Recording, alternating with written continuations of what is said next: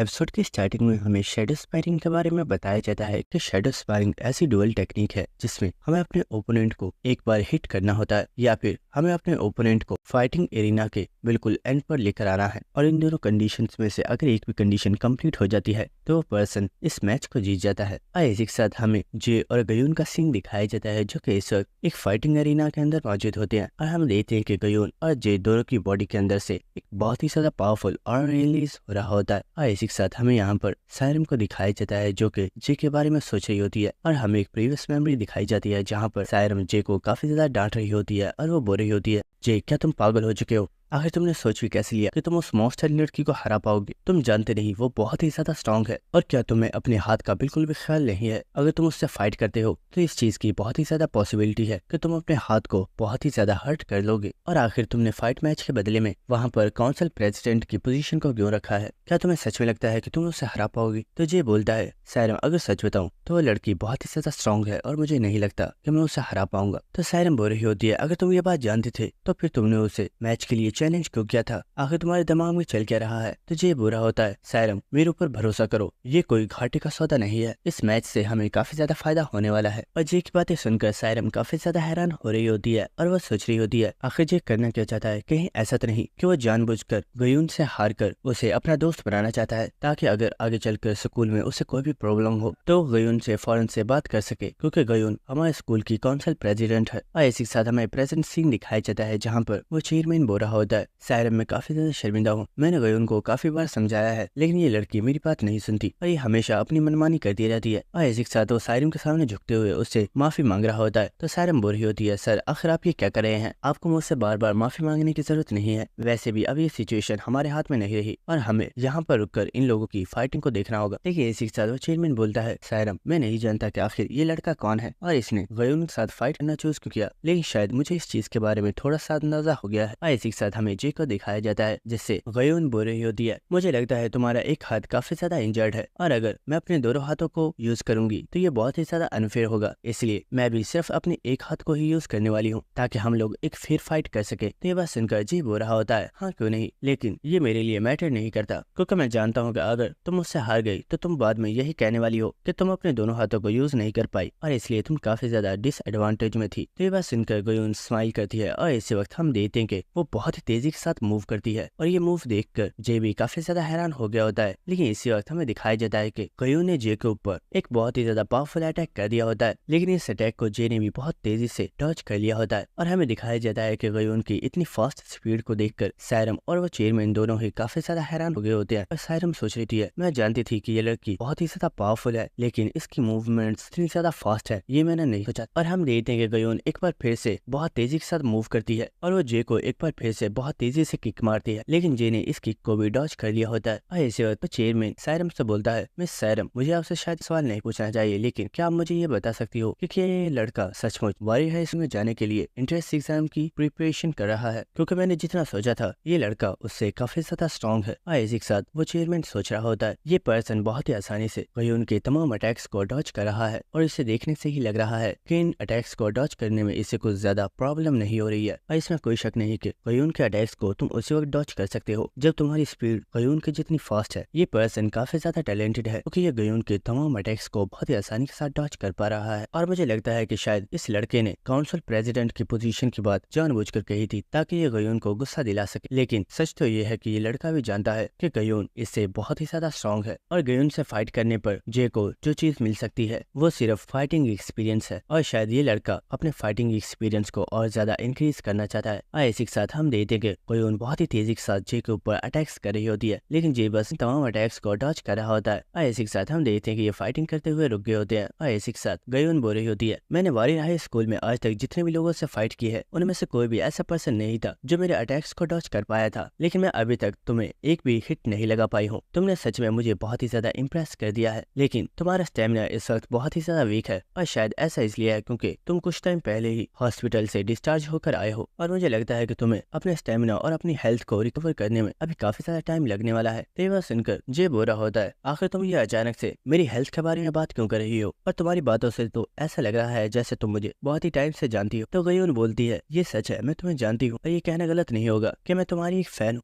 ये बात सुनकर जे काफी ज्यादा हैरान हो गया होता है और इसी के साथ गयून बोलती है, अगर सच बताऊं तो मैंने तुम्हारी उस वीडियो को जिसमें तुमने उन 2 हॉर्न मॉन्स्टर्स के साथ फाइट की है उसे 100 टाइम्स से भी ज्यादा देखा है और मैं तुम्हारी उस वीडियो की फैन हो गई हूँ और मुझे लगता है हमें इस मैच को यहीं पर ड्रॉ कर देना चाहिए क्योंकि तुम इस वक्त अपनी सही कंडीशन में नहीं हो और जब तुम हमारे वारी हाई स्कूल में अपना एडमिशन करवा लोगे तो हम दोबारा से इसी मैच को यहीं से कंटिन्यू करेंगे। तो तुम इस बारे में क्या सोचते हो? ये बात सुनकर जे बुरा होता है, सच में मुझे तो यकीन नहीं हो रहा कि तुम इस फाइट को कैंसिल करने के लिए मेरी हेल्थ का बहाना लगा रही हो। क्या तुम्हें सच में मुझसे डर लग रहा है कि मैं तुम्हें हराकर तुम्हारी काउंसिल प्रेसिडेंट की पोजीशन को हासिल कर लूंगा, इसलिए तुम घबरा रही हो और तुम इस फाइट को कंटिन्यू नहीं करना चाहती? तो ये बात सुनकर सायरम तो काफी ज्यादा हैरान होती है क्योंकि उसका ऐसा कोई भी मोटिव नहीं था। और इसी के साथ जे बुरा होता है, अब मेरे हाथ की खीर करना बंद करो और मेरे साथ सही से फाइट करो क्योंकि मैं इस फाइट को आज और यहीं पर खत्म करना चाहता हूँ। और ये बात सुनकर वो चेयरमैन सोच रहा होता है, ये लड़का जानता है कि सायरम इससे काफी ज्यादा स्ट्रॉन्ग है लेकिन ये फिर भी सायरम के साथ अपनी पूरी स्ट्रेंथ के साथ फाइट करना चाहता है। क्या इसे सच में लगता है कि इसके पास गयून को हराने का कोई चांस भी है? और इसी के साथ हमें गयून को दिखाया जाता है जिसे इस वक्त जे के ऊपर बहुत ही ज्यादा गुस्सा आ रहा होता है और वो बुरी होती है। मैंने अभी तुम्हें बताया था मुझे तुम्हारी वो वीडियो बहुत ही ज्यादा पसंद आई और मैंने तुम्हारी उस फाइट सीन को बहुत ही बार देखा है लेकिन तुमसे मिलकर मैं बहुत ही ज्यादा डिसअपॉइंट हो चुकी हूँ और शायद अब तुम्हें हारने के लिए प्रिपेयर हो जाना चाहिए क्योंकि अब मैं तुम्हें अपने अटैक्स को डॉज करने का बिल्कुल भी मौका नहीं देने वाली। लेकिन इसी वक्त हमें जे को दिखाया जाता है जो कि स्माइल कर रहा होता है और इसी वक्त वो आगे की तरफ मूव करता है और ये देखकर सायरम काफी ज्यादा हैरान होती है और वो सोच रही होती है जे तब से सायरम के तमाम अटैक्स को डॉज कर रहा था लेकिन शायद इस बार जे पहले अटैक करने वाला है। और इसी वक्त हमें दिखाया जाता है कि जे बहुत ही तेजी से अपनी जगह से गायब हो जाता है और ये देखकर गयून भी काफी ज्यादा हैरान हो गई होती है। और इसी वक्त हमें दिखाया जाता है कि जे ने बहुत ही तेजी के साथ गयून के ऊपर एक बहुत ही ज्यादा पावरफुल अटैक कर दिया होता है और यहाँ पर जे ने जिस टेक्निक को यूज किया होता है वो किसी और की नहीं बल्कि गयून की ही टेक्निक होती है। और इस चीज को देखकर वो चेयरमैन बहुत ही ज्यादा शॉक हो गया होता है। और इसी के साथ सायरम हंसते हुए बोल रही होती है, ये हुई ना बात, मैं जानती थी जे इतनी आसानी से नहीं हारने वाला और वो फाइट बैक जरूर करेगा। लेकिन इसी के साथ हम उस चेयरमैन को देखते हैं जो कि काफी ज्यादा हैरान हो रहा होता है और वो सोच रहा होता है मैं कम्प्लीटली तौर पर रॉन्ग था। मुझे लग रहा था कि ये लड़का सिर्फ अपने फाइटिंग एक्सपीरियंस को इंक्रीज करना चाहता है लेकिन ये लड़का उन लोगों से बिल्कुल डिफरेंट है जिनसे मैं आज तक मिला हूँ और ये यहाँ पर सिर्फ अपने फाइटिंग एक्सपीरियंस को इंक्रीज नहीं करना चाहता था बल्कि इसका रियल मोटिव गयून की स्किल्स को कॉपी करना था। और इसी के साथ हमें दिखाया जाता है कि जे बहुत ही तेजी के साथ गयून के ऊपर अटैक्स कर रहा होता है और इन मूवमेंट्स को देखकर गयून भी काफी ज्यादा हैरान हो रही होती है क्योंकि ये तमाम वो अटैक्स थे जिनको गयून ने जे के ऊपर किया था। और हम देखते को चेयरमैन जे को देखकर काफी ज्यादा हैरान हो रहा होता है और वो सोच रहा होता है मुझे लगा था ये लड़का बहुत ही ज्यादा वीक है और ये गयून को नहीं हरा सकता लेकिन मुझे अब पता चला है कि ये पर्सन सच में एक मॉन्स्टर है और क्या अब गयून इस लड़के से जीत पाएगी। इसी के साथ हम देखते हैं कि जे बहुत ही तेजी के साथ गयून के ऊपर अटैक कर रहा होता है लेकिन गयून भी इन अटैक्स को बहुत ही तेजी से डॉज कर रही होती है। लेकिन इसी के साथ गयून भी काफी ज्यादा हैरान होती है क्योंकि उसे इस चीज का अंदाजा हो गया होता है कि जे ने उसकी इस पूरी टेक्निक को ही कॉपी कर लिया है। इसी के साथ जे बोल रहा होता है तुम्हारे डॉज करने का स्टाइल भी काफी ज्यादा अच्छा है, मैं इसे याद रखूंगा।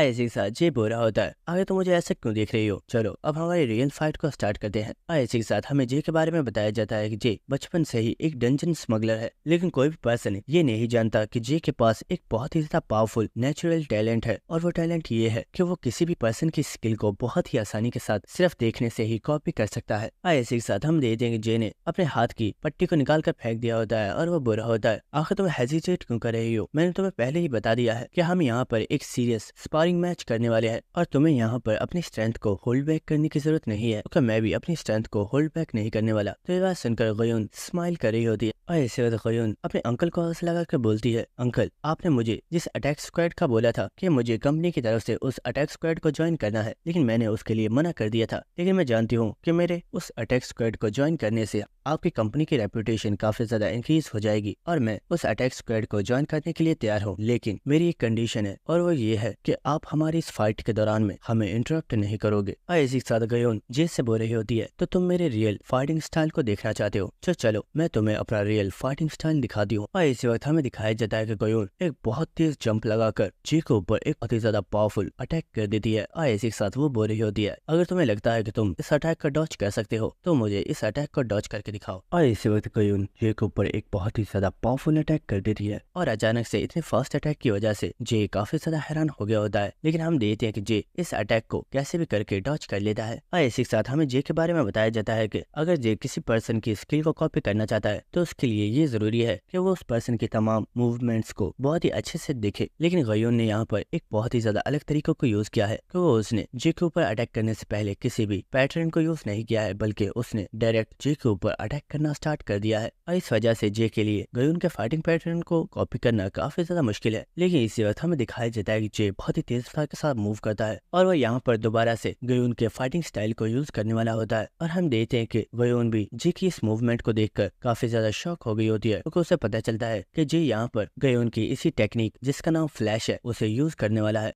और हमें दिखाया जाता है कि जे ने गयून के इस टेक्निक को भी मास्टर कर लिया होता है और वो गयून के ऊपर एक बहुत ही फास्ट अटैक करता है। और हम देखते हैं कि गयून ने बहुत ही तेजी से इस अटैक को डॉज कर लिया होता है। और इसी तरह गयून का अंकल इस वक्त काफी ज्यादा हैरान हो रहा होता है और वो सोच रहा होता है ये लड़का सच में एक मॉन्स्टर है। मुझे याद है जब गयून ने इस टेक्निक को मास्टर किया था तो उसे इस टेक्निक को मास्टर करने में बहुत ही ज्यादा टाइम लगा था, क्योंकि उसे ये पैटर्न समझ में ही नहीं आ रहा था। लेकिन इस लड़के ने बहुत ही आसानी से इस पूरी टेक्निक को ही मास्टर कर लिया है। और इसी के साथ हमें दिखाया जाता है कि बहुत ही तेजी के साथ गयून के ऊपर अटैक्स कर रहा होता है और गयून इन तमाम अटैक्स को बहुत ही तेजी से डॉज कर रही होती है। लेकिन इसी के साथ हमें बताया जाता है कि जे की हालत इस वक्त बहुत ही ज्यादा खराब है, क्योंकि उसने अपनी पूरी स्ट्रेंथ को अभी तक रिकवर नहीं किया है, जिसकी वजह से उसका स्टेमिना इस वक्त कंप्लीट खत्म हो चुका है। और अब जे के पास सिर्फ इतना ही स्टेमिना है कि वो गयून के ऊपर सिर्फ एक फाइनल अटैक कर सकता है। इसी के साथ हमें दिखाया जाता है कि जे बहुत ही तेजी के साथ करता है और वो सोच रहा होता है मेरी बॉडी इस वक्त बहुत ही ज्यादा थक चुकी है और इसलिए मुझे गयून के ऊपर अपनी पूरी स्ट्रेंथ के साथ अटैक करना होगा। लेकिन क्यों ना मैं गयून की इस स्किल के अंदर थोड़े से चेंजेस कर दूं। और इसी वक्त हम देखते हैं कि जे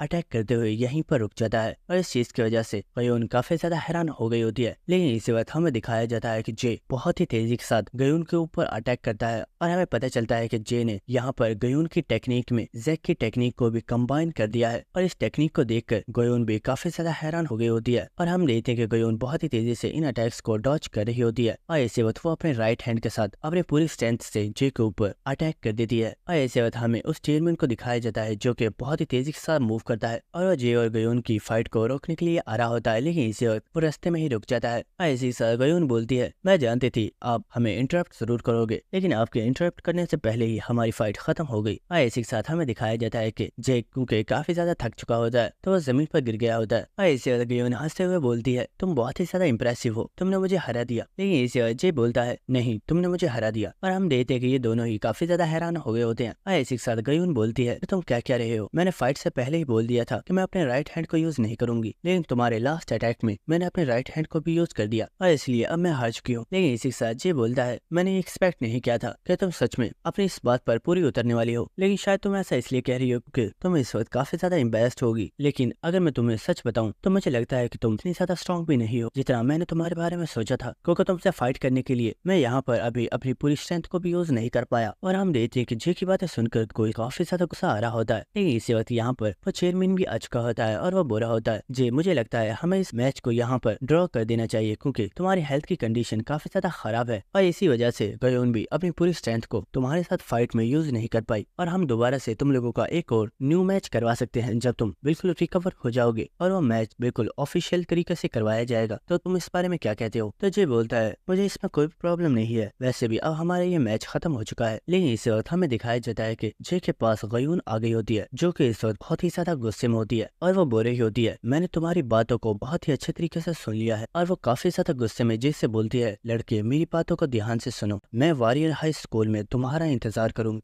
लेकिन हमारी फाइट से पहले अगर तुम किसी भी पर्सन से हारे तो मैं तुम्हें जान से मार डालूंगा। और हाँ तुम भी ये चीज याद रखना कि हमारी दोबारा फाइट जरूर होगी और उस वक्त मैं तुम्हें बहुत ही बुरे तरीके से हराऊंगा। और गयून की ऐसी बातें सुनकर जे भी काफी ज्यादा हैरान होता है। और इसी तरह गयून साइरम के पास से जाते हुए बोलती है साइरम मुझे माफ करना, शायद उस वक्त मैंने तुम्हें कुछ ज्यादा ही डिसरिस्पेक्ट कर दिया था, मैं आइंदा इस चीज का ख्याल रखूंगी कि एज अ सीनियर मुझे ऐसा नहीं करना चाहिए। और इसी तरह गयून वहाँ से जा रही होती है और वो सोच रही होती है ये लड़का बहुत ही ज्यादा इंटरेस्टिंग है, इससे दोबारा फाइट करने में काफी ज्यादा मजा आएगा। जिसके बाद हमें नेक्स्ट सीन दिखाया जाता है जहाँ पर हम देखते हैं कि जे और सायरम दोनों ही सोफे के ऊपर बैठे हुए होते हैं और जे बोल रहा होता है, सायरम मेरे हाथ में बहुत ही ज्यादा दर्द हो रही है, मैं क्या करूँ। तो सायरम बोल रही होती है, चुपचाप बैठे रहो, तुमसे किसने बोला था कि इस हालत उस लड़की के साथ फाइट करो, शुक्र मनाओ कि तुम्हें हॉस्पिटल नहीं जाना पड़ा। इसी के साथ सायरम बोलती है, मैं सच में काफी ज्यादा सरप्राइज हूँ कि तुमने उस लड़की के साथ इतनी अच्छे तरीके से फाइट, और जहाँ तक मुझे लगता है तुम इस फाइट को जीत गए हो, क्योंकि उसने वहाँ पर अपने राइट हैंड को यूज कर दिया था जब उसने खुद बोला था कि वो अपने एक हाथ को यूज नहीं करेगी। तो ये बोल रहा होता है, सायरम अगर सच बताऊं तो रूल्स को पहले मैंने तोड़ा था, मैंने लास्ट में अपने फाइनल अटैक को करने के लिए अपने राइट हैंड को खोल लिया था ताकि मैं सही तरीके से अपनी मूवमेंट्स को परफॉर्म कर पाऊं, और अगर वहाँ पर वेयुन की जगह मैं होता तो शायद मैं भी अपने राइट हैंड को ही यूज करता, क्योंकि उस जगह पर अपने राइट हैंड को ही यूज करके हम उस अटैक को डॉज कर सकते थे। जिसके बाद सायरम बोलती है, जे ये बात तो मैं जानती हूँ, तुम दोनों ने ही फाइट में अपनी पूरी स्ट्रेंथ को यूज नहीं किया था, लेकिन अगर तुम दोनों ही अपनी पूरी स्ट्रेंथ को यूज करते तो क्या उस वक्त प्रेसिडेंट को हरा सकते थे। तो ये बुरा होता है, सायरम इस बारे में तो मुझे भी नहीं पता, लेकिन फिक्र मत करो कि बहुत ही जल्द हमारा स्कूल में न्यू मैच होने वाला है और उस वक्त तुम्हें इस चीज का पता चल जाएगा। लेकिन इस वक्त सायरम को महसूस होता है कि यहाँ पर कोई पर्सन आ रहा है और हमें दिखाया जाता है कि ये पर्सन और कोई नहीं बल्कि चेयरमैन होता है, जो कि अपने साथ यहाँ पर काफी ज्यादा पिज्जा लेकर आया होता है। और हमें नेक्स्ट सीन दिखाया जाता है जहाँ पर जे ने अकेले ही काफी ज्यादा पिज्जा को खा लिया होता है और सायरम हैरान होती है कि जे कितना बड़ा बुक्कड़ है जो एक लार्ज पिज्जा को सिर्फ 2 मिनट में ही खा गया। इसी के साथ चेयरमैन बोल रहा होता है, जे मैं काफी ज्यादा शर्मिंदा हूँ क्योंकि तुम यहाँ पर अपने लिए एक सूट को रेडी करवाने के लिए आए थे, लेकिन तुम्हें यहाँ पर मेरी भतीजी के साथ फाइट करनी पड़ी। तो ये बोल रहा होता है, सर इसमें कोई भी प्रॉब्लम नहीं है, वैसे भी मैं आपका शुक्रिया अदा करना चाहता हूँ कि आप हमारे लिए इतना अच्छा खाना लेकर आए हो। इसी के साथ हम सायरम को देखते हैं जो कि इस वक्त काफी ज्यादा हैरान होती है और वह सोच रही होती है शायद ऐसा इसलिए है क्योंकि जे हॉस्पिटल में काफी टाइम से अनकॉन्शियस था और उसने वहाँ पर कुछ भी नहीं खाया था, लेकिन मैं काफी ज्यादा हैरान हूँ कि इतना ज्यादा भूखा होने के बाद भी इसने गयुन के साथ अपनी फाइट को कंप्लीट कर लिया। जिसके बाद चेयरमैन बोल रहा होता है, जे मैंने सायरम की दी हुई तमाम रिपोर्ट्स को चेक कर लिया है और मैं तुम्हारी स्टैट्स को देखकर काफी ज्यादा हैरान हूँ क्योंकि तुम्हारी स्टैट्स बहुत ही ज्यादा अच्छी हैं और मैं ये चीज भी डिसाइड कर चुका हूँ कि मुझे तुम्हारे लिए किस तरह का सूट तैयार करना चाहिए। और इसी के साथ वो बता रहा होता है कि वो यहाँ पर एक 4 स्टार मॉन्स्टर जो कि एक माउंटेन स्पाइडर है उसके बॉडी के मटेरियल को यूज करने वाले हैं, लेकिन तुम्हारे सूट के तमाम मटेरियल को कंप्लीट करने के लिए हमें समुद्र के अंदर मौजूद एक मॉन्स्टर डीप सी वेल का मटेरियल भी चाहिए होगा। लेकिन आजकल उस वेल का हंट रेट बहुत ही ज्यादा कम हो चुका है और अब ज्यादातर लोग उस वेल को हंट नहीं करते क्योंकि उसे हंट करना बहुत ही ज्यादा मुश्किल होता है, और इसलिए मैं परेशान हूँ कि आखिर मैं तुम्हारे सूट के इस मटेरियल को कंप्लीट कैसे करूंगा। लेकिन इसी अजय बोलता है, सर मुझे इस चीज में कोई भी प्रॉब्लम नहीं है,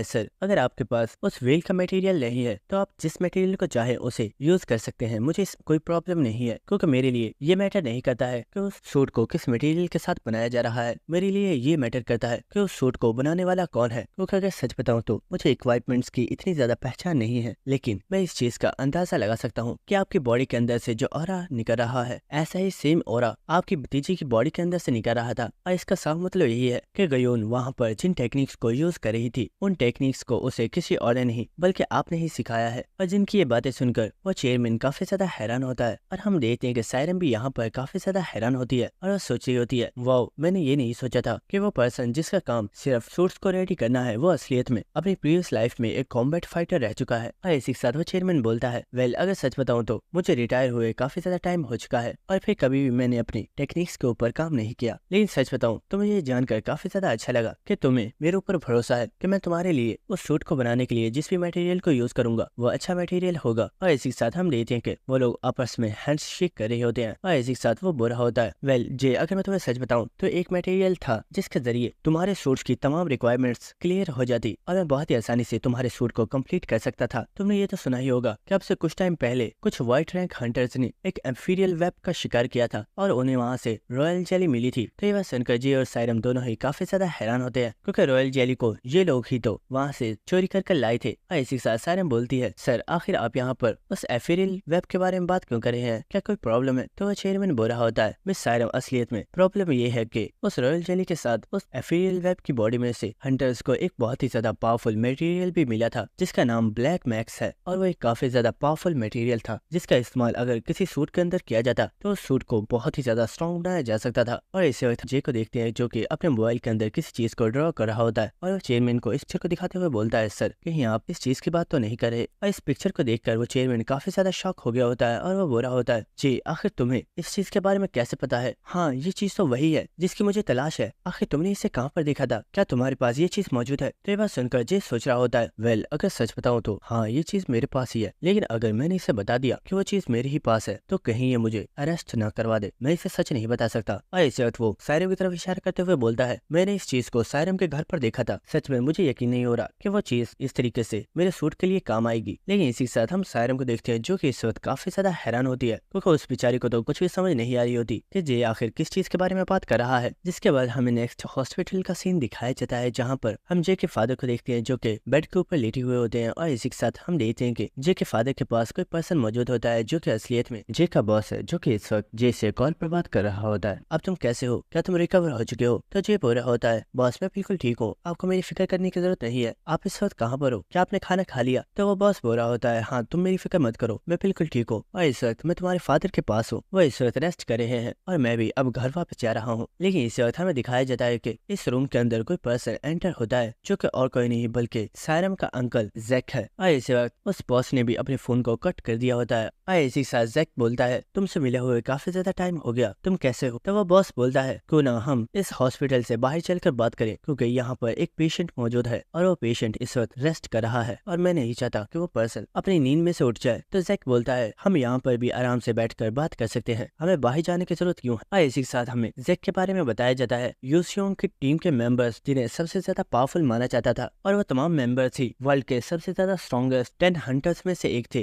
और इसी के साथ हमें जैक के बारे में बताया जाता है कि जैक टॉप हंटर्स की रैंकिंग में 7th रैंक पर है। और इसी के साथ हम देखते हैं कि वो बॉस चलते हुए जैक के पास आ रहा होता है और इसी के साथ हम देखते हैं कि उसे इस वक्त काफी ज्यादा गुस्सा आ रहा होता है और उसने अपने मोबाइल को भी तोड़ दिया होता है। और इसी वक्त वो बॉस जैक के पास आकर उसे गाली देते हुए बोलता है, मुझे इस वक्त तुम्हारे ऊपर बहुत ही ज्यादा गुस्सा आ रहा है और मैं अपने गुस्से को हॉस्पिटल में नहीं निकालना चाहता, तो इसीलिए अभी और इसी वक्त यहाँ से बाहर चलो। और इसी के साथ हमें इस बॉस के बारे में बताया जाता है जिसका नाम जहवान है, जो कि हंटर्स की रैंकिंग में 5th नंबर पर है। लेकिन अब से बहुत साल पहले ही जहवान ने अपने हंटर की जॉब से रिटायरमेंट ले ली थी। जिसके बाद हमें दोबारा से उसी चेयरमैन की बिल्डिंग का सीन दिखाया जाता है और जे और सायरम दोनों ही इस बिल्डिंग में से बाहर आ गए होते हैं। और इसी के साथ सायरम जे से बोल रही होती है, वो ब्लैक वैक्स जिसकी तुम लोग बात कर रहे थे वो तो वही मटेरियल है ना जो हमें रॉयल जेली के साथ मिला था, लेकिन तुमने मुझे इस बारे में कुछ भी नहीं बताया था और अब तुमने डायरेक्ट मेरा नाम लगा दिया कि वो मेरे पास है। तो जे बोल रहा होता है, अच्छा सॉरी यार, मैं आइंदा ऐसा कुछ भी नहीं करूंगा और अगर मुझे कुछ भी ऐसा करना हुआ तो मैं तुम्हें पहले ही इस बारे में बता दूंगा। तो सायरम भी इसके लिए मान जाती है और वो बोल रही होती है, अच्छा ये बताओ क्या अब तुम कहीं पर जाने वाले हो या फिर मैं तुम्हें घर ड्रॉप कर दूं? लेकिन इसी के साथ जे अपने अंकल को मैसेज कर रहा होता है और वो उनसे पूछ रहा होता है कि क्या वो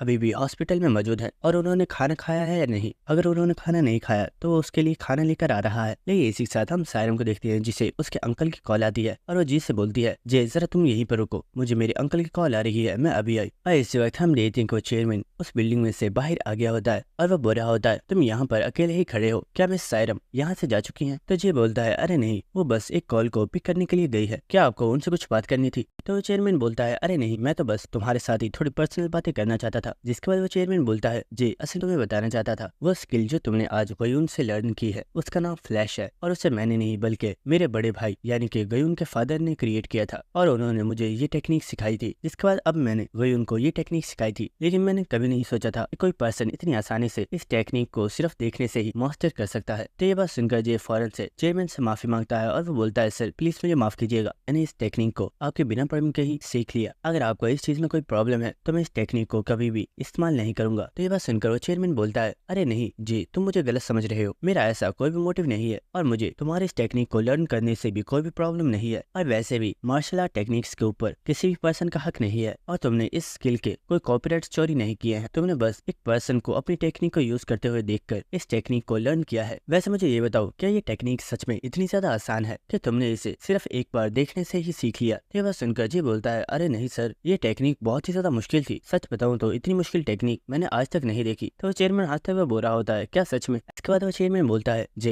मैं तुम्हें एक चीज बताना चाहता था, क्या तुम जानते हो तुम्हारे पास एक बहुत ही ज्यादा स्पेशल टैलेंट है। स्टार्टिंग में मुझे लग रहा था कि तुम बहुत ही ज्यादा वीक हो और तुम गयून को नहीं हरा सकते, लेकिन मैंने ये एक्सपेक्ट नहीं किया था कि तुम गयून के साथ फाइट करते दौरान उसकी टेक्निक को ही मास्टर कर लोगे और तुम इतनी आसानी से उसे टक्कर दे पाओगे। और मुझे नहीं पता कि कि आखिर तुम्हारे पास ये किस तरह का टैलेंट है। लेकिन जे, मैं तुम्हें एक बात बताना चाहता हूँ, आगे फ्यूचर में बहुत ही ज्यादा ऐसे लोग होंगे जो तुम्हारे इस टैलेंट को देखने के बाद तुम्हारी बहुत ही ज्यादा तारीफ करेंगे और तुम्हें बहुत ही ज्यादा अप्रिशिएट करेंगे। लेकिन उनसे भी ज्यादा वो लोग होंगे जिन्हें तुम्हारे इस टैलेंट को देखने के बाद तुमसे बहुत ही ज्यादा जेलसी होगी और वो किसी भी कीमत पर तुम्हें नीचा दिखाने की कोशिश करेंगे और उस वक्त तुम्हारा ये टैलेंट तुम्हारे लिए बहुत ही बड़ी प्रॉब्लम बन सकता है। तो ये बात सुनकर जे काफी ज्यादा हैरान होता है और वो बोलता है, सर क्या आप ये कहना चाहते हो कि मुझे अपने इस टैलेंट को लोगों से छुपाना होगा? तो चेयरमैन बोलता है, अरे नहीं, तुम्हें इस टैलेंट को लोगों से छुपाने की जरूरत नहीं है। ऐसा टैलेंट लाखों लोगों में सिर्फ एक के पास होता है और आखिर इसे छुपाने की जरूरत क्यों है? ये बात सुनकर जे काफी ज्यादा हैरान होता है और बोलता है, सर अगर मुझे मेरे टैलेंट को छुपाना नहीं है तो फिर मुझे क्या करना है? तो वह चेयरमैन जे से बोलता है, तुम्हारा टैलेंट बहुत ही ज्यादा खास है और ये तुम्हें स्ट्रॉन्ग बनने में ज्यादा हेल्प करेगा, लेकिन इस टैलेंट के साथ तुम्हें अपनी पर्सनैलिटी में थोड़ा सा चेंज लाना होगा और वो कोई इतना बड़ा चेंज नहीं है, वो एक बहुत ही छोटा सा चेंज है।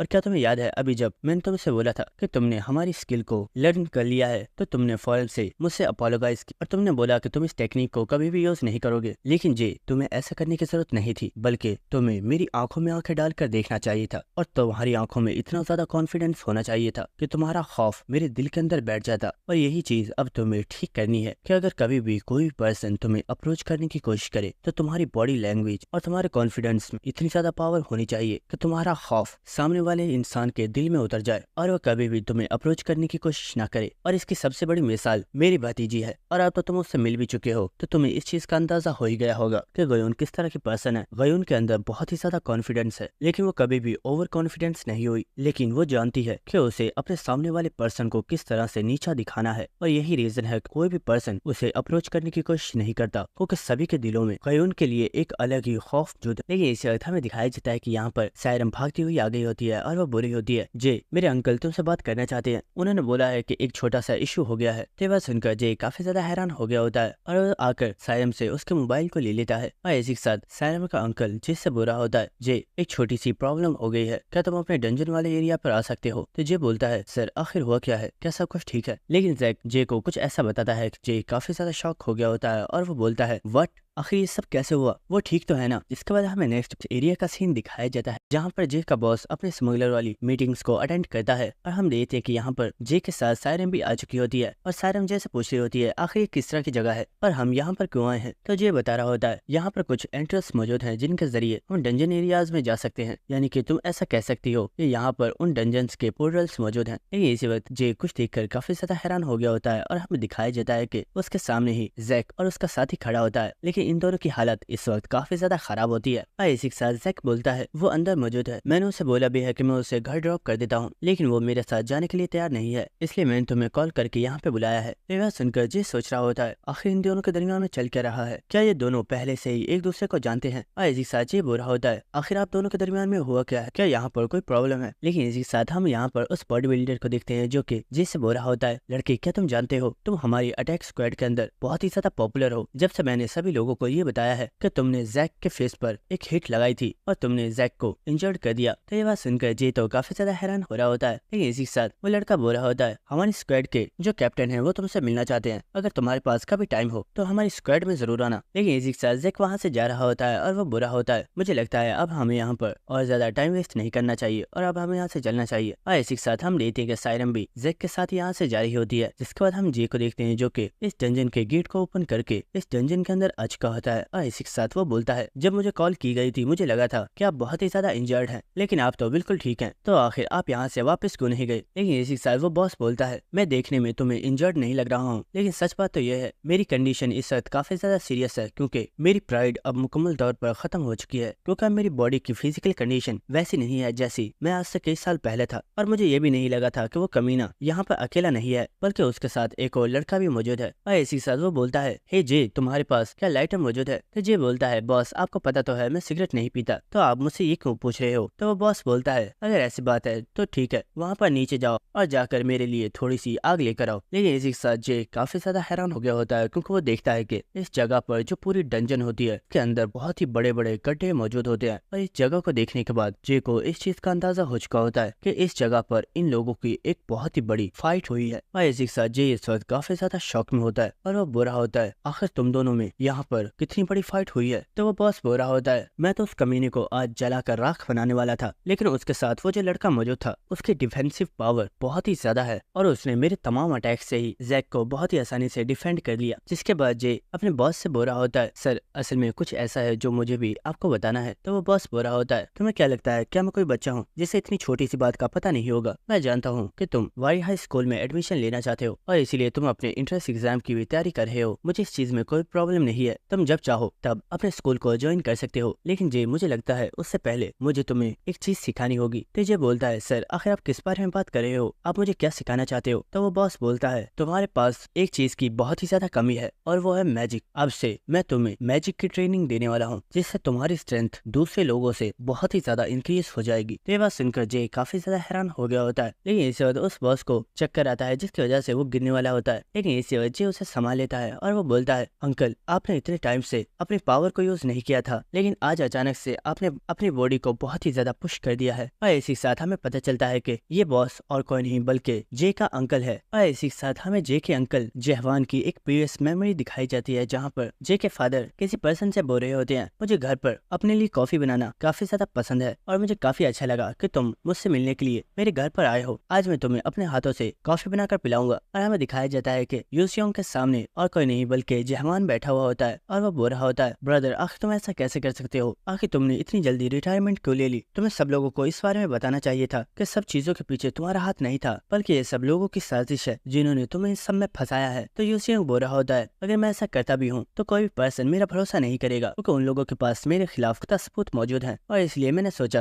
कि मुझे रिटायर होकर घर पर ही रहना चाहिए। तो ये बात सुनकर जहान को काफी ज्यादा गुस्सा आ रहा होता है और वो बुरा होता है, ब्रदर वो लोग ऐसा कैसे कर सकते हैं? ये ह्यूमंस सच में बहुत ही ज्यादा इडियट्स हैं, उन्हें इस चीज का पता भी नहीं है कि सिर्फ तुम ही एक ऐसे पर्सन हो जिसकी वजह से ये अर्थ अभी तक बची हुई है, क्योंकि अगर तुम नहीं होते तो डैगवान ने कब का इस पूरी अर्थ को ही डिस्ट्रॉय कर दिया होता। और इसी के साथ हम देखते हैं कि वो काफी ज्यादा इमोशनल हो गया होता है और वो बुरा होता है, और सच में मुझे यकीन नहीं हो रहा कि तुमने इस अर्थ को बचाने के लिए इतना सब कुछ किया, लेकिन फिर भी लोगों को तुम्हारे ऊपर बिल्कुल भी भरोसा नहीं है और उन्हें सिर्फ ये लगता है कि तुम्हारी वजह से लोगों की जाने गई हैं और तुम काफी टाइम से बहुत ही ज्यादा क्राइम्स कर रहे हो। लेकिन मैं जानता हूँ कि ये सब कुछ झूठ है और एक दिन मैं इस सब को साबित करके रहूंगा। लेकिन इसी वक्त हमें दिखाया जाता है कि रूम के अंदर जे आ गया होता है, जिसे देखकर यूसियोंग बोलता है, मेरे प्यारे बेटे क्या तुम खड़े हो गए? इनसे मिलो, ये तुम्हारे अंकल है, इनका नाम जहवान है। इसी के साथ हम देखते हैं कि जे भी अपने अंकल को रिस्पेक्ट देते हुए बोलता है, मेरा नाम जे है, आपसे मिलकर अच्छा लगा। लेकिन हम देखते हैं कि जहवान तो इस वक्त काफी ज्यादा शॉक होता है और वो बोलता है, क्या ये तुम्हारा बेटा है? लेकिन इस वक्त यूसियोंग जे को कमरे से बाहर भेज देता है और वो बोलता है, तुम बाहर जाकर खेलो, मैं जल्दी ही बाहर आ रहा हूँ और मैं और अंकल हम दोनों तुम्हारे साथ खेलेंगे। तो ये बात सुनकर जे भी हंसता हुआ इस कमरे से बाहर चला जाता है और इसी के साथ जहवान यूसियोंग को ऊपर चिल्लाते हुए उससे बुरा होता है, क्या ये सचमुच तुम्हारा बेटा है? आखिर तुमने इस बारे में मुझे पहले कभी क्यों नहीं बताया? और अगर सचमुच ये तुम्हारा बेटा है तो तुम्हारी वाइफ कहाँ पर है? तो ये बात सुनकर यूसियोंग बुरा होता है, ये एक बहुत ही ज्यादा लंबी कहानी है, मैं तुम्हें इसे आराम से बैठकर सुनाता हूँ, लेकिन उससे पहले मैं चाहता हूँ कि तुम मुझसे एक प्रॉमिस करो, अगर कभी भी मुझे कुछ भी हो जाता है तो तुम्हें मेरे बेटे को प्रोटेक्ट करना होगा और तुम कभी भी उसका साथ नहीं छोड़ोगे। तो ये बात सुनकर जहवान काफी ज्यादा हैरान हो गया होता है और वो बोलता है, मैं प्रॉमिस करता हूँ मैं उसे कभी भी कुछ भी नहीं होने दूंगा। और इसी के साथ हमें प्रेजेंट सीन दिखाया जाता है जहाँ पर जहवान को होश आ गया होता है और वो बोलता है, आखिर मैं कहाँ पर हूँ? तो जे बोलता है, ऑफ कोर्स हम लोग अपने घर में हैं, आप कल रात से बेहोश हो और आपको अभी होश आया है और इस वक्त मॉर्निंग का टाइम हो रहा है। और इसी के साथ जहवान अपने तमाम जख्मों को देख रहा होता है जो कि अब हील हो चुके होते हैं और जहवान बोल रहा होता है, मेरी पूरी बॉडी हील हो गई है, कहीं ऐसा तो नहीं कि तुमने जैक को मुझे हील करने दिया? अगर तुमने ऐसा किया है तो मैं तुम्हें कभी भी माफ नहीं करूंगा। तो जे बोलता है, अरे नहीं मैंने ऐसा कुछ भी नहीं किया है, क्या आप भूल गए हो आपने मुझे एक रिकवरी इंजेक्शन दिया था, मैंने उसे ही इस्तेमाल किया है। तो ये सुनकर जहवान काफी ज्यादा हैरान हो गया होता है और वो बोलता है, व्हाट, वो इंजेक्शन तुम्हारे पास अभी तक मौजूद है? और इसी के साथ हमें कुछ सालों पहले का सीन दिखाया जाता है जहाँ पर हम देखते हैं कि जहवान ने जे को एक इंजेक्शन दिया था जो कि एक रिकवरी इंजेक्शन है और जे बुरा होता है, अंकल आखिर आपने मुझे ये सिरंज क्यों दी है? आप जानते हो मुझे ये बिल्कुल भी पसंद नहीं है और मैं इसे अपनी बॉडी को प्रयोग नहीं करूंगा। तो जहवान बुरा होता है, इडियट तुम्हें इतना ज्यादा घबराने की जरूरत नहीं है और ये कोई मामूली सिरंज नहीं है, इसके अंदर जो इंजेक्शन है ये एक रिकवरी मेडिसिन है जो कि बहुत ही तेजी से इंसान की बॉडी को रिकवर कर देता है। अगर कभी भी तुम किसी डेंजरस सिचुएशन में फंस जाओ या फिर कभी भी तुम इंजर्ड हो जाओ तो तुम इसे इस्तेमाल करके फौरन से अपनी बॉडी को रिकवर कर सकते हो। लेकिन जी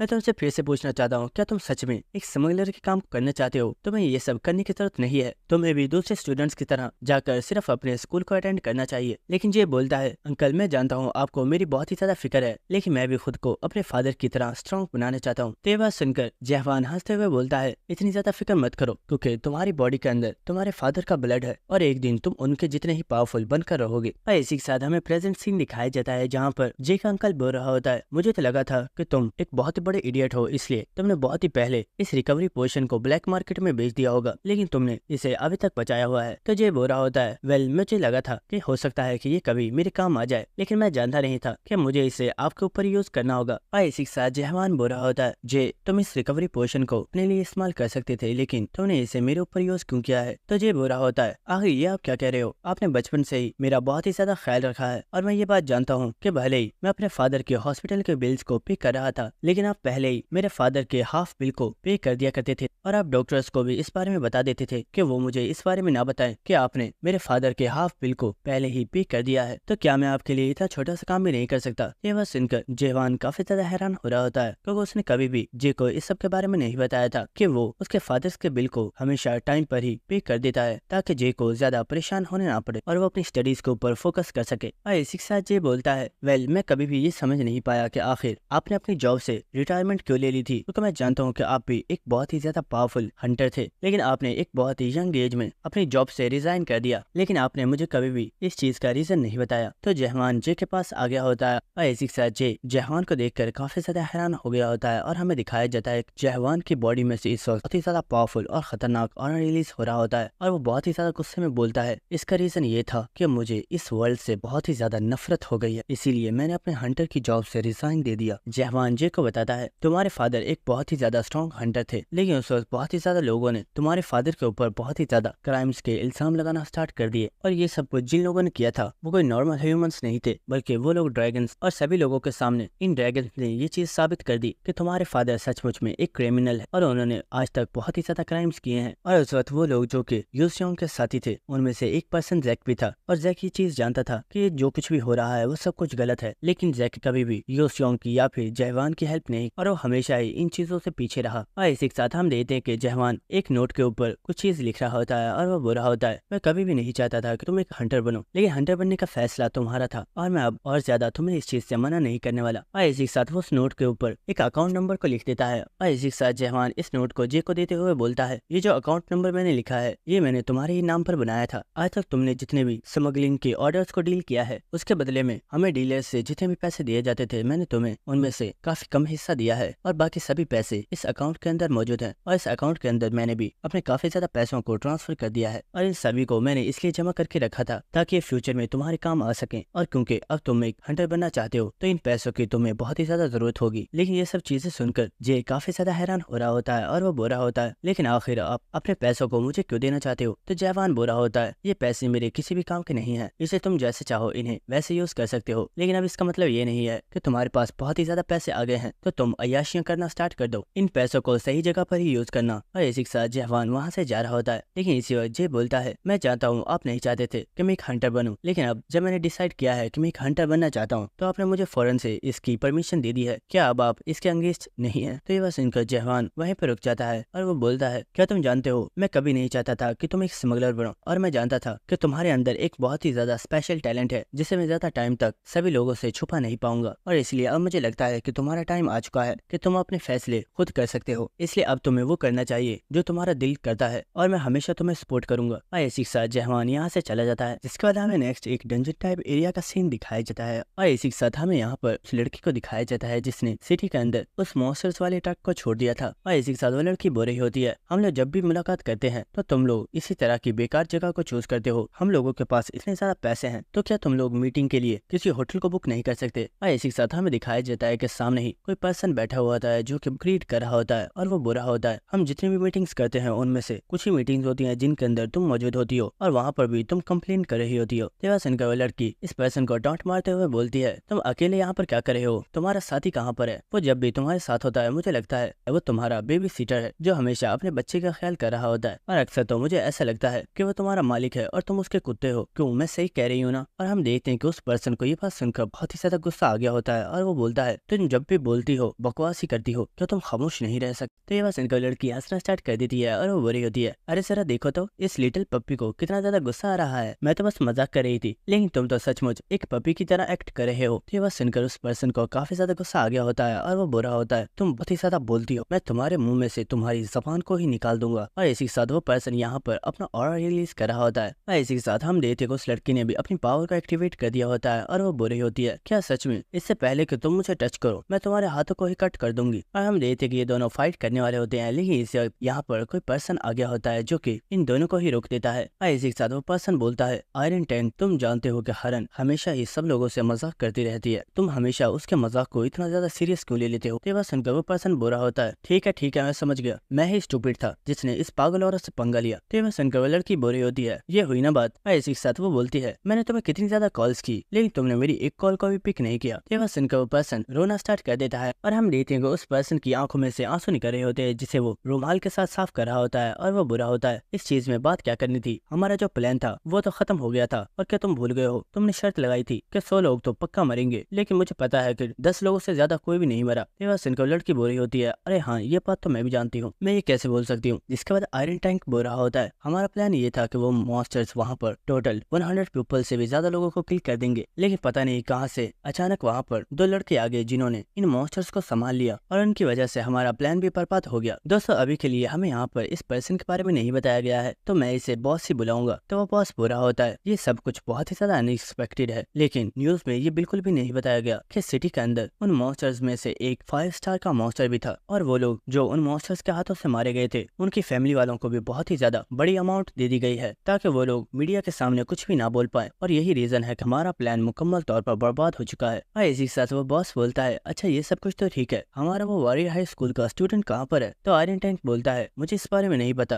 लेकिन मैंने सुना है कि वो किसी पर्सन का शिकार करने के लिए गया था। और इसी के साथ हमें दिखाया जाता है कि यहाँ पर चलते हुए कोई पर्सन आ रहा होता है जो कि असलियत में वही लड़का है जिसकी ये लोग बात कर रहे थे। और हम देखते हैं कि वो पर्सन इस वक्त काफी ज्यादा ब्लड में कवर होता है और वो हंसते हुए बुरा होता है, मुझे माफ करना दोस्तों, क्या तुम लोगों ने मेरा बहुत ही ज्यादा इंतजार किया? मुझे लगता है शायद मैं कुछ ज्यादा ही लेट हो चुका हूँ। तो वो बॉस बोलता है, लो शैतान का नाम लिया और शैतान हाजिर, क्या तुम बता सकते हो कि तुमने इतनी ज्यादा देर क्यों लगा दी? तो वो लड़का बोलता है, अरे कुछ नहीं बॉस, ये पर्सन मुझे कुछ ज्यादा ही तंग कर रहा था तो मैंने इसका ऐसा हाल कर दिया। और हम देखते हैं कि उसने चेन के साथ किसी पर्सन को पकड़ा हुआ होता है और हमें उस पर्सन की बॉडी को देखने से ही पता चल रहा होता है कि इस लड़के ने इस पर्सन को बहुत ही बुरे तरीके से टॉर्चर किया है। और इसी के साथ आयरन टैंक बोलता है, मुझे लगता है तुम्हें लोगों को टॉर्चर करने में बहुत ही ज्यादा मजा आता है, अगर तुम्हें इसे मारना था तो तुमने इसे डायरेक्ट किल क्यों नहीं कर दिया? तो वह सुनकर वह लड़का बुरा होता है, वेल सच बात तो यही है कि मुझे लोगों को टॉर्चर करने में बहुत ही ज्यादा मजा आता है। और इसी के साथ वो पर्सन जिसे इस चेन से बांधा हुआ होता है वो चिल्लाते हुए बुरा होता है, आखिर तुम लोग हो कौन और तुम लोग मुझे इस तरह टॉर्चर क्यों कर रहे हो? तो ये बात सुनकर वो लड़का उसके सर पर हाथ रखते हुए बोलता है, इडियट तुम इतनी ज्यादा जल्दी कैसे बोल सकते हो? क्या तुम जानते हो तुमने मुझे परेशान कैसे किया है? तुम्हें हमारे स्कूल की टॉप रैंकिंग में आने की बहुत ही ज्यादा जल्दी थी, इसलिए तुम बहुत ही ज्यादा स्ट्रगल कर रहे थे और तुम्हें लग रहा था कि तुम बहुत ही ज्यादा स्ट्रांग हो चुके हो, और तुमने स्कूल में एक और बहुत ही बड़ी गलती कर दी और वो गलती ये थी कि तुमने मुझसे पंगा ले लिया। तुम्हें ऐसा नहीं करना चाहिए था बच्चे, अब तुम्हें मरना होगा। और इसी के साथ वो लड़का इस पर्सन को यहीं पर किल कर देता है। और इसी के साथ उनका बॉस रोते हुए बोलता है, बच्चे तुम तो सच में बहुत ही ज्यादा क्रूअल हो, अगर तुम किसी पर्सन को इस तरह से किल कैसे कर सकते हो? और इसी के साथ वो आयरन टैंक भी बुरा होता है, ये पर्सन सच में बहुत ही बड़ा कमीना है, इसे लोगों को मारने से पहले उन्हें टॉर्चर करने में बहुत ही ज्यादा मजा आता है। जिसके बाद वो लड़का बोलता है, बॉस आपने हमें हमारे अगले प्लान के बारे में नहीं बताया, हमारा पहला प्लान तो फेल हो चुका था, लेकिन मुझे पूरा यकीन है कि आपने एक और प्लान बनाया हुआ होगा, तो बताइए आपका नेक्स्ट प्लान क्या है? तो वो बॉस बुरा होता है, फिक्र मत करो, हमारा जो प्लान है उसे बहुत ही जल्द हम लोग एग्जीक्यूट करने वाले हैं और इस प्लान की शुरुआत हम लोग वॉरियर हाई स्कूल से करेंगे। तो ये बात सुनकर वो लड़की जिसका नाम हरन है वो काफी ज्यादा एक्साइटेड हो गई होती है और वो कह रही होती है, ये सुनने में तो काफी ज्यादा मजे का लग रहा है और लगता है इस प्लान को एग्जीक्यूट करने में काफी ज्यादा मजा आएगा। और हम देखते हैं कि सभी लोग चलते हुए इस जगह से जा रहे होते हैं और वो बॉस बुरा होता है, तुमने सही कहा, इस प्लान में इस बार बहुत ही ज्यादा मजा आएगा और इस बार ये प्लान बिल्कुल भी फेल नहीं होगा।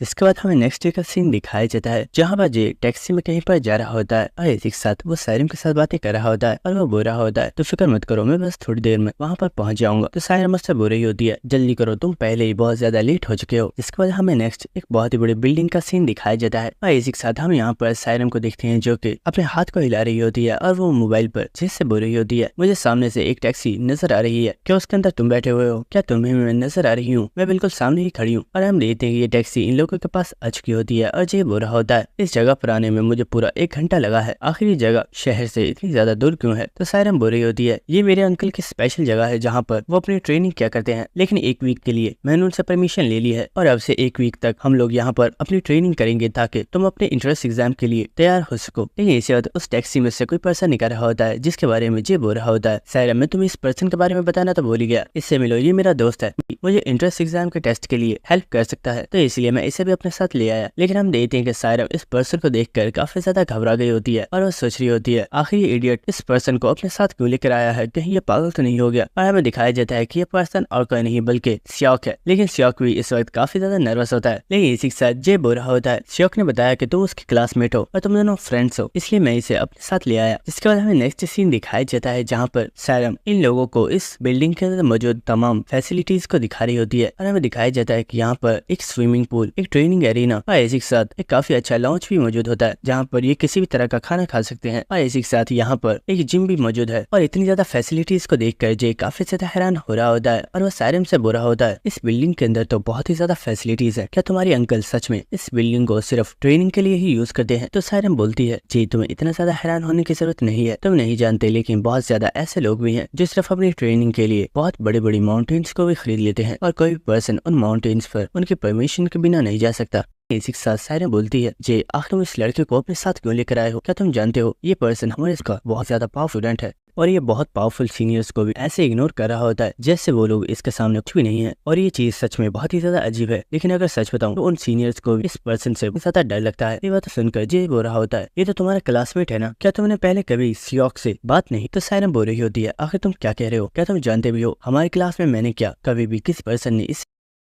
लेकिन इसे जे चिल्लाकर श्योक से बोलता है श्योक आखिर तुम कर क्या रहे हो, तुमने तो बोला था कि तुम ट्रेनिंग में मेरी हेल्प करोगे, लेकिन मुझे लगता है तुम तो यहाँ खुद एंजॉय करने के लिए आए हो। लेकिन ये बात सुनकर श्योक हंसते हुए जे के पास भागता हुआ आ रहा होता है और वह बोल रहा होता है अरे नहीं नहीं गुस्सा मत करो, मैं सच में तुम्हारी हेल्प करने के लिए ही आया हूँ। और इसी के साथ श्योक जे से सॉरी भी बोल रहा होता है और श्योक की ऐसी हरकतों को देखकर सायरम काफी ज्यादा हैरान हो रही होती है और वो सोच रही होती है आखिर ये चल क्या रहा है, क्या मैं कोई सपना देख रही हूँ। लेकिन इसी के साथ जे श्योक के बारे में सोच रहा होता है और हमें एक स्टोरी दिखाई जाती है जहाँ पर जे श्योक से बोल रहा होता है श्योक अगर तुम चाहो तो मैं तुम्हें वापस घर पर ड्रॉप कर सकता हूँ, क्या तुम सच में मेरे साथ ट्रेनिंग करने के लिए जाना चाहते हो। और तुमने बताया कि सायरम तुम्हारी क्लासमेट है, क्या वो तुम्हारी फ्रेंड है। तो ये बात सुनकर श्योक बोल रहा होता है वेल हम दोनों एक ही क्लास में है और तुम ऐसा समझ सकते हो कि हम दोनों ही फ्रेंड्स हैं, लेकिन असलियत में मैंने कभी भी सायरम से बात नहीं की है क्योंकि मुझे उससे बात करने में काफी ज्यादा डर लगता है। और सच बताऊं तो मैं उसे काफी ज्यादा एडमायर करता हूँ क्योंकि वो हमारी क्लास की एक काफी ज्यादा पावरफुल स्टूडेंट है। ये बात सुनकर जे बोल रहा होता है श्योक कहीं तुम्हें कोई मिसअंडरस्टैंडिंग तो नहीं होगी, मुझे लगता है तुम किसी और सायरम की बात कर रहे हो। तो श्योक बोल रहा होता है अरे नहीं नहीं वो एक बहुत ही ज्यादा स्ट्रॉन्ग लड़की है, शायद तुम जानते नहीं लेकिन सायरम हमारी क्लास में किसी भी पर्सन से ज्यादा बातें नहीं करती है और हमारी क्लास में बहुत से ऐसे स्टूडेंट्स हैं जिन्हें सायरम से बात करने में भी डर लगता है क्योंकि सायरम हमारे स्कूल की एक बहुत ही ज्यादा पावरफुल आर्चर है। और श्योक की ऐसी बातें सुनकर जे काफी ज्यादा हैरान हो रहा होता है और इसी के साथ हमें प्रेजेंट सीन दिखाया जाता है जहाँ पर जे सायरम और श्योक से बोल रहा होता है हमारे पास यहाँ पर पूरा 1 वीक है, लेकिन अगर हम लोग इस वीक को सही तरीके से इस्तेमाल करें तो हम अपनी स्किल्स को और भी ज्यादा बेटर कर सकते हैं और हम अपने आप को बहुत ही ज्यादा स्ट्रॉन्ग बना सकते हैं। और इसी साथ जे बोल रहा होता है सायरम तुम्हें तो पता ही होगा कि मैंने प्रीवियस लास्ट डेज में 2 बहुत ही ज्यादा स्ट्रॉन्ग लोगों के साथ फाइट किया है और इस चीज से मेरा एक्सपीरियंस काफी ज्यादा इंक्रीज हुआ है, इसलिए मैंने सोचा है कि हम लोग एक दूसरे को अपनी स्किल्स सिखाएंगे ताकि इससे हमारी स्किल्स बेटर हो सके। और इसी के साथ जे इन दोनों से बोल रहा होता है वैसे सायरम मैं ये सोच रहा था कि अगर तुम लोगों के कुछ और दोस्त होते तो हम उन्हें भी इस फैसिलिटी में बुला सकते थे और उन लोगों से गाइडेंस ले सकते थे, लेकिन सच में ये यकीन करना बहुत ही ज्यादा मुश्किल है कि तुम दोनों का एक भी फ्रेंड नहीं है और भले ही तुम्हें वारी हाई स्कूल में इतना ज्यादा टाइम हो चुका है लेकिन तुम लोग अब भी अपने स्कूल में बिल्कुल एक अजनबी की तरह हो। और जे की ऐसी बातों को सुनकर श्योक और सायरम दोनों को ही काफी ज्यादा बुरा लग रहा होता है, लेकिन वो जे को कुछ भी नहीं बोलते। ऐसे ही साथ सायरम बोलती है जे तुमने ये तो बोला है कि हम लोग एक दूसरे को अपनी स्किल सिखाएंगे, लेकिन तुम्हें नहीं लगता कि हम तीनों की स्किल्स ही बिल्कुल डिफरेंट है और अगर हम अपने स्किल्स को एक दूसरे के साथ शेयर भी करते हैं तो मुझे नहीं लगता कि उससे हमारा कोई फायदा होने वाला है। तो जे बोलता है सायरम मैंने ये नहीं बोला, क्या हमारे लिए यही जरूरी है क्या हम लोग अपनी स्किल्स को एक दूसरे के साथ शेयर करें, क्या तुम भूल चुकी हो कि तुम मैजिक को यूज कर सकती हो और तुम हमें अपने मैजिक को सिखा सकती हो और क्योंकि मैं कॉम्बैट फाइटर हूँ तो मैं अपने कॉम्बैट स्टाइल को तुम लोगों को सिखा सकता हूँ। ये बात सुनकर सायरम बोल रही होती है जी वो तो ठीक है, लेकिन क्या तुम्हें सच में लगता है कि मैं तुम लोगों को अपने मैजिक को सिखा पाऊंगा, मेरा मैजिक बहुत ही ज्यादा वीक है। ये बात सुनकर जी बुरा होता है मुझे तो इसमें कोई प्रॉब्लम नहीं है और मुझे लगता है अगर तुम ट्राई करोगी तो हम बहुत आसानी से उसे लर्न कर लेंगे। और इसी के साथ हम श्योक को देखते हैं जो कि सायरम को घूरते हुए उससे बोलता है, सायरम अगर तुम मुझे मैजिक नहीं सिखाना चाहती तो मुझे इसमें कोई भी प्रॉब्लम नहीं है, तुम मुझे मना कर सकती हो। और सियोक के इतनी खतरनाक फेस को देखकर सायरम बहुत ही ज्यादा घबरा गई होती है। लेकिन इसी के साथ सियोक सोच रहा होता है, मैंने अभी सायरम के साथ बहुत ही ज्यादा पोलाइटली तरीके से बात की है, वो मुझे मैजिक जरूर सिखाएगी। लेकिन सियोक को ये नहीं पता होता कि उसने तो असलियत में सायरम को काफी ज्यादा डरा दिया है। जिसके बाद हमें नेक्स्ट सीन दिखाया जाता है जहाँ पर इन लोगों ने अपनी ड्रेस को चेंज कर लिया होता है। और इसी के साथ सायरम बोल रही होती है, तुमने बताया है कि तुम पूरे 1 मंथ के लिए अपने बॉस के साथ ट्रेनिंग करने वाले हो, मुझे नहीं पता तुम इस ट्रेनिंग में क्या सीखोगे, लेकिन अपनी ट्रेनिंग का सही से यूज करना ताकि तुम्हें इंट्रेंस एग्जाम में कोई भी प्रॉब्लम ना हो। तो ये बुरा होता है, अरे तुम फिक्र मत करो, मेरे बॉस एक बहुत ही ज्यादा पावरफुल पर्सन है और वह मेरी स्किल्स को इम्प्रूव करने में मेरी काफी ज्यादा हेल्प करेंगे। लेकिन इसी के साथ हम देखते हैं कि यहाँ पर कुछ लोग आगे होते हैं, जिनमें से एक लड़की बोल रही होती है, सिस्टर मैंने सोचा नहीं था कि तुम यहाँ पर मौजूद हो, लेकिन आखिर तुम यहाँ पर कर क्या रही हो। और हमें दिखाया जाता है कि ये लोग और कोई नहीं बल्कि अनीशा और उसके फ्रेंड्स हैं। और इन्हें यहाँ पर देखकर सायरम काफी ज्यादा हैरान हो गई होती है और वह बोल रही होती है, अनीशा आखिर तुम यहाँ क्या कर रही हो। और इन लोगों को यहाँ पर देखकर जे भी काफी ज्यादा हैरान हो रहा होता है और वो सोच रहा होता है आखिर ये लोग हैं कौन और ये यहाँ पर कैसा है। लेकिन इसी के साथ अनीशा बोलती है, सायरम शायद तुम्हें पता नहीं है, लेकिन अंकल ने मुझे इस चीज की परमिशन दी हुई है कि मैं जब चाहूँ इस जगह पर आकर अपनी ट्रेनिंग कर सकती हूँ और हम सभी लोग यहाँ पर अपनी ट्रेनिंग करने के लिए ही आए हैं। इसके बाद सायरम जे से बोल रही होती है, इस लड़की का नाम अनीशा है और ये मेरी कजन है, हम दोनों ही सेम एज के हैं। और इसी के साथ अनीशा बोल रही होती है, सिस्टर मुझे लगता है तुम अपने फ्रेंड के साथ यहाँ पर ट्रेनिंग करने के लिए आई हो, चलो मैं तुम्हें अपने दोस्तों से मिलाती हूँ। और इसी के साथ वो एक पर्सन की तरफ इशारा करते हुए बोलती है, ये हमारे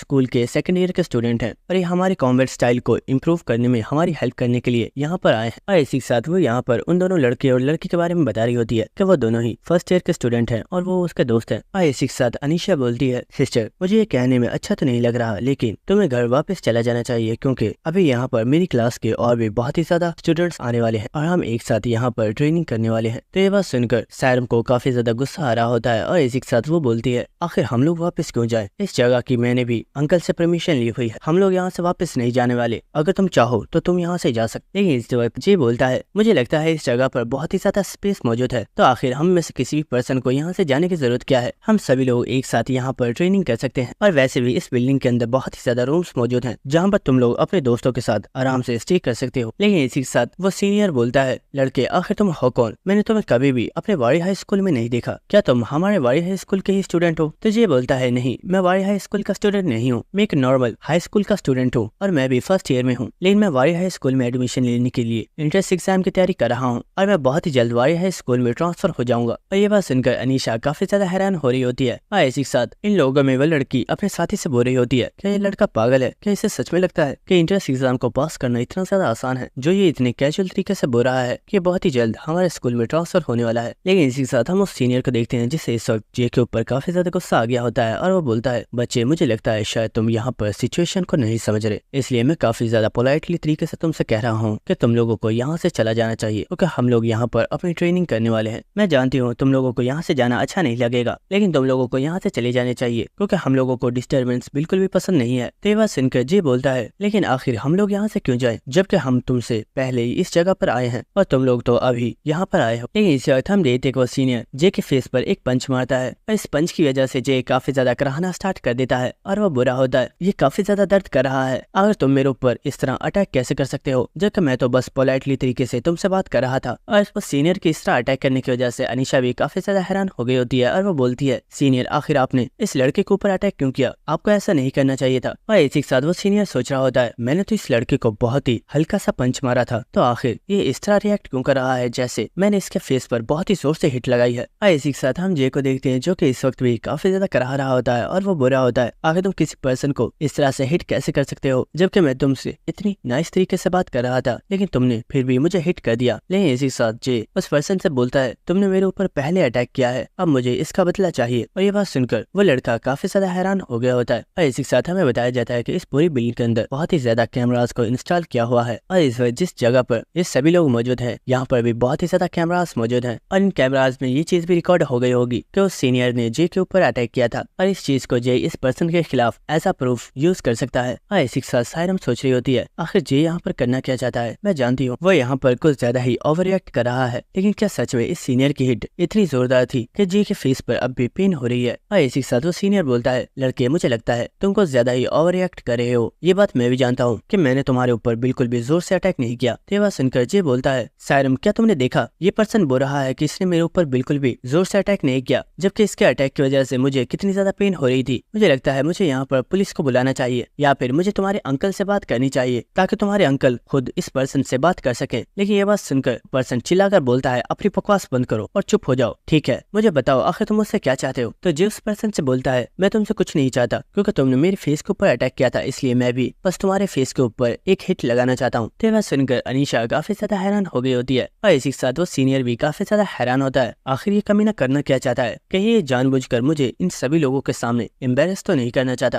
लेकिन इसी के साथ ये बोरा होता है, अगर तुम मेरी कंडीशन को मानने के लिए तैयार नहीं हो तो मुझे लगता है मेरे पास कोई भी चॉइस नहीं है और मुझे यहाँ पर सैरम के अंकल को बुलाना होगा। लेकिन इसी वक्त वो सीनियर बोलता है, ठीक है, मुझे इसमें कोई भी प्रॉब्लम नहीं है क्योंकि मैंने पहले तुम्हारे ऊपर अटैक किया था, इसलिए तुम भी मेरे ऊपर अटैक कर सकते हो। और इसी वक्त हम देखते हैं जे बहुत ही तेज रफ्तार के साथ उस सीनियर के फेस पर एक बहुत ही जोरदार पंच मारता है और उसने इस सीनियर के काफी ज्यादा दांत भी तोड़ दिए होते हैं। और इसी के साथ जे बोलता है, आखिर तुम कर क्या रहे हो, तुम अपने वादे से मुकर नहीं सकते। और हम देखते हैं कि वो पर्सन बिल्कुल ठीक होता है क्योंकि वो जे के इस अटैक से घबरा कर काफी ज्यादा पीछे हो गया होता है। लेकिन इसी के साथ उसे कुछ भी समझ नहीं आई होती और वो सोच रहा होता है, आखिर ये हुआ क्या, मुझे लगा था इस पर्सन ने मेरे फेस पर अटैक कर दिया है लेकिन मेरा फेस तो बिल्कुल ठीक है। और इसी के साथ उस पर्सन का दोस्त उससे बोलता है, सीनियर आखिर आप कर क्या रहे हो, आपने उससे बोला था कि वो आपके ऊपर अटैक कर सकता है, तो आखिर आप इस तरह डॉज क्यों कर रहे हैं। और इसी के साथ वो पर्सन सोच रहा होता है, आखिर यहाँ पर हुआ क्या था, मुझे पूरा यकीन है इस पर्सन ने मेरे फेस के ऊपर अटैक किया था, कहीं ऐसा तो नहीं कि इस पर्सन ने मेरे ऊपर कोई मेंटल अटैक किया था। और इसी के साथ हमें जे को दिखाया जाता है जिसकी बॉडी के अंदर से इस वक्त काफी पावरफुल और रिलीज हो रहा होता है और वो बुरा होता है, मिस्टर आखिर तुम कर क्या रहे हो, अभी हमारी डील पूरी नहीं हुई और मैंने अभी तक तुम्हारे ऊपर कोई भी अटैक नहीं किया है। और इसी के साथ हमें बताया जाता है कि जे ने असलियत में यहाँ पर गई उनकी मेंटल स्किल को यूज करके इस पर्सन के ऊपर एक मेंटल अटैक किया था। और इसी के साथ अनीशा उस सीनियर से बोलती है, सीनियर क्या आप यहाँ पर मुझे एम्बेरस करने के लिए लाए हो, आपने पहले उस लड़के के ऊपर अटैक किया था और अब बदले में वो लड़का भी आपके ऊपर एक अटैक करना चाहता है और मुझे नहीं लगता कि एक अटैक से आपको कुछ ज्यादा फर्क पड़ेगा। तो ये बात सुनकर वो पर्सन बोल रहा होता है, अनीशा मैं जानता हूँ मैंने जो किया वो गलत था, लेकिन मैं इस पर्सन से अपोलोगाइज करने के लिए तैयार हूँ, क्या इतना काफी नहीं है। तो ये बात सुनकर जे बोलता है, ओ तो तुम मुझे सिर्फ सॉरी बोलकर इस सारे मामले को खत्म करना चाहते हो, लेकिन मैं ऐसा नहीं चाहता। और ऐसे जे बहुत ही तेजी के साथ मूव करता है और वो बहुत ही स्पीड के साथ उस सीनियर के ऊपर अटैक करने के लिए आ गया होता है। और इस वक्त वो सीनियर भी जे के ऊपर अटैक करता है, लेकिन जे बहुत ही तेजी से इस अटैक को डॉज करके उस पर्सन के फेस पर एक बहुत ही जोरदार अटैक करता है और इस चीज की वजह से उस पर्सन को बहुत ही ज्यादा गुस्सा आ गया होता है। और इसी के साथ वो दोबारा से जे के ऊपर अटैक कर देता है, लेकिन जे ने बहुत आसानी से इस अटैक को डॉज कर लिया होता है। लेकिन हम देखते हैं वो पर्सन बहुत ही तेजी के साथ जे के ऊपर अटैक्स किए जा रहा होता है, जिन्हें जे भी बहुत ही तेजी से डॉज कर रहा होता है। लेकिन इसी वक्त वो लड़का जे को एक बहुत ही जोरदार पंच मारने के लिए आ रहा होता है, लेकिन उससे पहले ही जे उस पर्सन के ऊपर अटैक करता है, लेकिन उस पर्सन ने भी इस अटैक को टाइम पर ही डॉज कर लिया होता है। और इसी के साथ वो काफी ज्यादा शॉक होता है, लेकिन इसी वक्त जे बहुत ही तेजी से उस पर्सन के पास आ गया होता है और वो बुरा होता है, तुमने मेरे ऊपर एक हिट लगाई थी जिसके बदले में मैंने तुम्हारे फेस के ऊपर हिट लगाई थी, लेकिन अब दोबारा से तुमने अटैक करने पर मुझे मजबूर किया है। और इसी वक्त जे उसके पैर में एक बहुत ही जोरदार अटैक करके उसे जमीन पर गिरा देता है। और ये देखकर अनीशा की साथी काफी ज्यादा हैरान हो रही होती है और वो बोल रही होती है, क्या ये लड़का सच में कोई हाई स्कूल का स्टूडेंट है, इसका कॉम्बैट फाइटिंग स्टाइल तो बहुत ही ज्यादा अच्छा है। लेकिन इसी के साथ हम देखते हैं कि जे उस पर्सन को हाथ देकर उसे उठने के लिए बोल रहा होता है, लेकिन वो पर्सन जे को बिल्कुल इग्नोर कर रहा होता है, जिसके बाद दोबारा से जे चलता हुआ सायरम के पास आ चुका होता है। और सायरम जे से बोल रही होती है, जे क्या ये सब कुछ करना जरूरी था, आखिर तुमने ये सब क्यों किया है। तो जे बोल रहा होता है, सायरम फिक्र मत करो, मैंने कुछ भी गलत नहीं किया है, बस कैमरास की रिकॉर्डिंग को सेव रखना, क्योंकि अगर तुम्हारे अंकल ने तुमसे कुछ भी बोला तो तुम उन्हें ये रिकॉर्डिंग दिखा सकती हो और तुम उन्हें ये बता सकती हो कि ये सब कुछ इन लोगों ने स्टार्ट किया था। लेकिन इसी के साथ सायरम बोलती है, जे लेकिन फिर भी क्या ये सब करना जरूरी था, ये पर्सन हमारे स्कूल का एक सीनियर है और तुम भी वारी हाई स्कूल में ही एडमिशन ले रहे हो, तो तुम्हें नहीं लगता कि ये पर्सन आगे चलकर तुम्हारे लिए प्रॉब्लम खड़ी कर सकता है। तो जे बोलता है, सायरम ये बात तुम भी जानती हो कि स्कूल में बहुत ही ज्यादा ऐसे लोग होंगे जो हमें नीचा दिखाने की कोशिश करेंगे और हम हमेशा ही ऐसे लोगों को इग्नोर नहीं कर सकते और हमें मिलकर ही ऐसे लोगों का सामना करना होगा। लेकिन इसी वक्त हमें दिखाया जाता है कि वो पर्सन बहुत ही तेजी के साथ भागता हुआ जे के ऊपर अटैक करने के लिए आ रहा होता है और इसके अचानक अटैक करने की वजह से जे भी काफी ज्यादा हैरान हो गया होता है। लेकिन हम देखते हैं कि इस पर्सन के दोबारा अटैक करने की वजह से अनीशा को काफी ज्यादा गुस्सा आ गया होता है और इसी वक्त हम देखते हैं कि उसने अपने मैजिक को एक्टिवेट कर दिया होता है और वो बहुत ही आसानी के साथ अपने मैजिक से इस सीनियर को पकड़ लेती है और उसने उस पर्सन को हवा में उठा लिया होता है। और इसी के साथ अनीशा बोल रही होती है, सीनियर मुझे लगा था कि हमें तुमसे कुछ सीखने को मिलेगा, लेकिन तुम सिर्फ एक यूजलेस पर्सन हो और तुम्हारी वजह से यहाँ पर मुझे काफी ज्यादा एम्बैरस होना पड़ा है। और इसी के साथ हम देखते हैं कि सायरम यहाँ पर काफी ज्यादा हैरान हो रही होती है और वो सोच रही होती है, अनीशा ने अपने मैजिक को पहले से बहुत ही ज्यादा इम्प्रूव कर लिया है और वो बहुत ही आसानी से अपने मैजिक को यूज कर पा रही है। लेकिन इसी के साथ हमें जे को दिखाया जाता है जिसकी बॉडी के अंदर से पर्पल कलर की लाइट निकल रही होती है और इस चीज की वजह से जे काफी ज्यादा हैरान हो गया होता है और वो सोच रहा होता है ये तो बिल्कुल वही पावर है जो उस वक्त एक्टिवेट हुई थी जब मैंने उस 5 स्टार मॉन्स्टर के साथ फाइट की थी। लेकिन अब अचानक से ये पावर खुद एक्टिवेट कैसे हो रही है? कहीं ऐसा तो नहीं कि ये लड़की जो मैजिक यूज कर रही है इस मैजिक को महसूस करके मेरी पावर खुद ब खुद रिएक्ट कर रही है? लेकिन इसी के साथ अनीशा जे से बोलती है लड़के क्या तुम मुझे बता सकती हो कि मेरी बहन तुम्हें कितनी अमाउंट पे कर रही है? मैं चाहती हूँ कि जब तुम ट्रांसफर होकर हमारे स्कूल में आओ तो तुम मेरे ग्रुप को ज्वाइन कर लो और इसके बदले में तुम्हें जितनी भी अमाउंट चाहिए मैं तुम्हें वो देने के लिए तैयार हूँ। तो ये बात सुनकर सायरम चिल्लाकर बोलती है अनीशा आखिर ये किस तरह का मजाक है? जे मेरा एक फ्रेंड है और मैं उसकी हेल्प सिर्फ इसलिए कर रही हूँ ताकि वो आसानी से वारिया हाई स्कूल में ट्रांसफर हो सके। लेकिन इसी के साथ अनीशा बोलती है सिस्टर शायद तुम गलत समझ रही हो लेकिन मैंने यहाँ पर कोई भी मजाक नहीं किया और ये इस पर्सन के लिए मेरी एक ऑफर है। ये जब भी चाहे ये आकर मेरे ग्रुप को ज्वाइन कर सकता है और उसके बदले में मैं इसे इतनी अमाउंट देने के लिए तैयार हूँ जो इसने कभी सोची भी नहीं होगी। लेकिन इसी साथ जे बोलता है तुम्हारी बातें सुनकर मुझे इस चीज का तो अंदाजा हो चुका है कि तुम्हें अपनी कजन की बिल्कुल भी परवाह नहीं है और शायद तुम ऐसा चाहती हो कि तुम्हारी कजन आगे ग्रो ना कर पाए और तुम उसके ग्रो करने वाले तमाम रास्तों को ही बंद करना चाहती हो। इसी साथ जे उसकी बेइज्जती करते हुए बोलता है तुम देखने में एक नोबल लगती हो लेकिन असलियत में तुम एक बहुत ही ज्यादा गिरी हुई लड़की हो जो अपने ओपोनेंट को हराने के लिए किसी भी हद तक गिर सकता है। और जे की इन तमाम बातों को सुनकर अनीशा को इस वक्त बहुत ही ज्यादा गुस्सा आ रहा होता है और वो गुस्से में उस सीनियर को जिसे उसने अपने मैजिक के साथ पकड़ा हुआ था उसे बहुत ही ज्यादा दूर फेंक देती है। और ये देखकर जे काफी ज्यादा हैरान हो गया होता है और वो बुरा होता है आखिर तुम ऐसा कैसे कर सकती हो? वो तुम्हारा सीनियर है, तुमने उसे यहाँ पर काफी ज्यादा इंसल्ट कर दिया होगा, क्या तुम्हें उसकी बिल्कुल भी परवाह नहीं है?